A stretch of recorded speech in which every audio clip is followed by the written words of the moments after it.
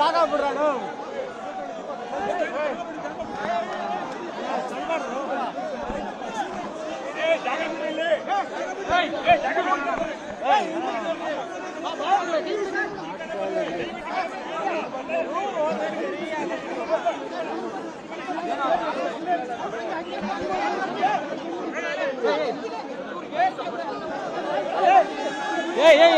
ಎಲ್ಲೋ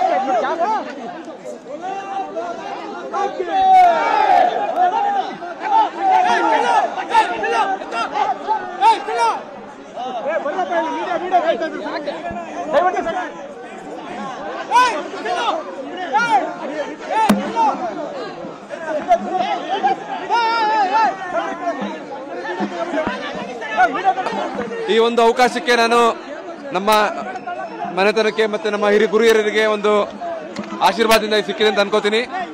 ಜೊತೆಗೆ ಈ ಒಂದು ಕಾರ್ಯ ನಮ್ಮ ಇತಿಹಾಸ ಪುಟದಲ್ಲಿ ಸೇರುವಂತ ವಿಷಯ.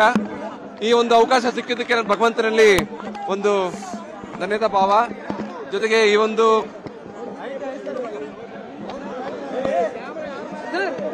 ಎಲ್ಲರೂ ಅಭಿಮಾನ ತೋರಿಸ್ತಾ ಇದ್ದಾರೆ, ನನಗೆ ಅದೇ ನನಗೇನು ಮಾತಾಡ್ಲಿಕ್ಕೆ ಆಗ್ತದೆ. ಇಷ್ಟು ಜನ ಪ್ರೀತಿ, ಇಷ್ಟೊಂದು ಪ್ರೀತಿ ತೋರಿಸ್ತಾ ಇದ್ದಾರೆ.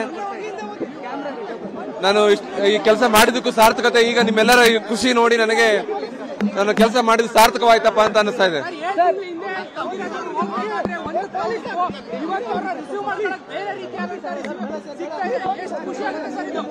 ಇದು ಹೇಳಿದ್ನಲ್ಲ, ಇದು ಕಲೆಗೆ ಸಿಕ್ಕ ಗೌರವ. ಇದು ಕಲೆಗೆ ಒಂದು ನಮ್ಮೆಲ್ಲರ ಈ ಒಂದು ಸನ್ನಿವೇಶದಲ್ಲಿ ನನ್ಗನ್ಸುತ್ತೆ ನಮ್ಮ ಭಾರತೀಯರಲ್ಲಿ ರಾಮನ ಮೇಲಿರೋ ಪ್ರೀತಿ ಎಷ್ಟಿದೆ ಅಂತ ಗೊತ್ತಾಗ್ತಾ ಇದೆ.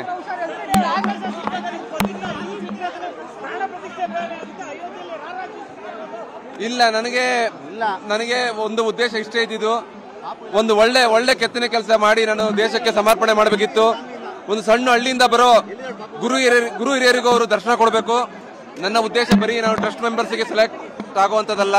ನನ್ನ ಉದ್ದೇಶ ಇದ್ದಿದ್ದು ಹಳ್ಳಿಯಿಂದ ಬರೋ ಪ್ರತಿಯೊಬ್ಬ ನಮ್ಮ ದೇಶದ ನಾಗರಿಕರಿಗೂ ಅದು ದರ್ಶನ ಕೊಡಬೇಕು. ನಾನು ಅದನ್ನ ಹುಡುಕ್ಬೇಕು ಕಲ್ಲಿನೊಳಗೆ ಅಂತ ನಾನು 7 ತಿಂಗಳಿಂದ ನನ್ನ ಶಕ್ತಿ ಮೀರಿ ಪ್ರಯತ್ನ ಪಟ್ಟಿದ್ದೀನಿ.